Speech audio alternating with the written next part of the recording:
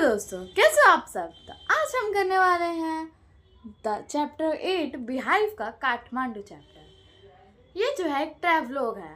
Travelogue का मतलब होता है जब कोई एक किसी आप ट्रैवल करते हो किसी जगह पर तो उसका व्लॉग बनाना, ये उसी के बारे में है। तो पोएट जो यहाँ पर क्या करता है, एक सस्ता सा रूम लेता है, जो ये कहानी की शुरुआत होती है, जहाँ पर पोएट जो है एक सस्ता सा रूम लेता है और वहाँ पर कुछ घंटे रेस्ट करता है और फिर अपने मिस्टर शाह और उसके नेफ्यू के साथ यानी कि उसके भतीजे के साथ काठमांडू के 2 मंदिर जाता है, जिसमें लिखा पशुपतिनाथ पहला मंदिर जाता है जिसमें लिखा रहता है एंट्रेंस फॉर ओनली हिंदू। फिर जो पोएट जो है वो पशुपतिनाथ के एटमॉस्फेयर के बारे में बात करने लगता है।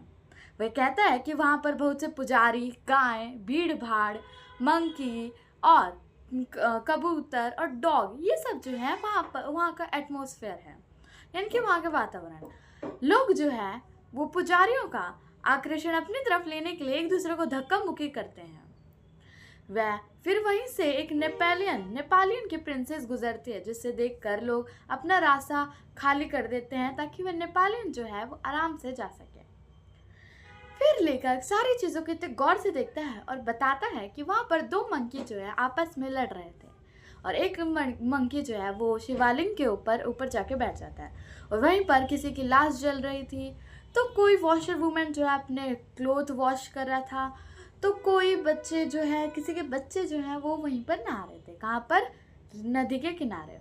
और फिर बताता है कि वो पौधे, जो सूखे पौधे पत्तियाँ जो है उन्हें नदी बालकनी से नदियों की तरफ फेंक दिया जाता है।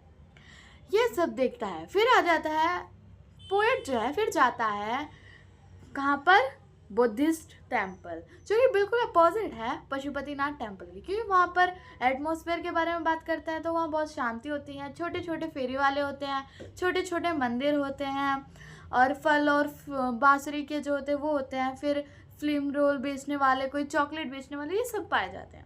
फिर वो बाहर का जब छज्जे से झाँकता है तो वहाँ उसे देखता है कि रेडियो की आवाज़ सुनाई देती है और गाड़ियों की हॉर्न सुनाई देते हैं, काऊ का आवाज़ सुनाई देती है, साइकिल की बेल सुनाई देती है और फेरी वाले जो चिल्लाते हैं, लोगों को आकर्षित करते हैं, वो सब भी दिखाई देता है। और फिर वह सोचता है कि उसे घर जाना है तो उसे कौन सा अपनाना चाहिए, क्या उसे बस लेनी चाहिए, ट्रेन लेनी चाहिए, वह यही सब सोचता रहता है। और ये सब जो टेक्स्ट में लिखा है वो आप ज़रूर पढ़िएगा, क्योंकि ये बहुत इंपॉर्टेंट है, इसलिए मैंने टेक्स्ट में इसे लिखकर आपको बताया है। ठीक है, फिर आगे जो है वह वो देखता है एक बांसुरी वाले को और उसको गौर से देखता रहता है, क्योंकि वो होटल के सामने खड़ा होकर बोर रहता है और उसके ध्यान जो है बांसुरी के पास जाता है, जहाँ पर देखता है कि उसके पास 50 से 60 से ज़्यादा बांसुरी होती है। और फिर बांसुरी के बारे में इतना मनमोहित हो जाता है लेखक कि उसी के बारे में हर जगह चर्चा करता रहता है कि ऐसा कोई इंस्ट्रूमेंट नहीं है, ऐसी कोई दुनिया नहीं है जहाँ बांसुरी को नहीं दिया जाता है। इतना परेशान हो जाता है बांसुरी के बारे में सोच सोच कर। फिर वह बांसुरी के बारे में इतना बोलता है कि बांसुरी जो है बहुत सारे लोगों के काम आते हैं, बहुत इम्प्रेस्ड हो जाता है बांसुरी से। कौन?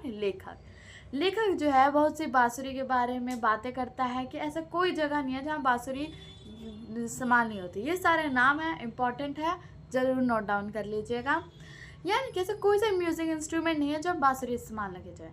और यहीं पर लेखक जो इम्प्रेस्ड हो जाता है बांसुरी से और यहीं पर कहानी ख़त्म हो जाती है। चैनल को सब्सक्राइब और वीडियो को लाइक ज़रूर करें। Bye bye.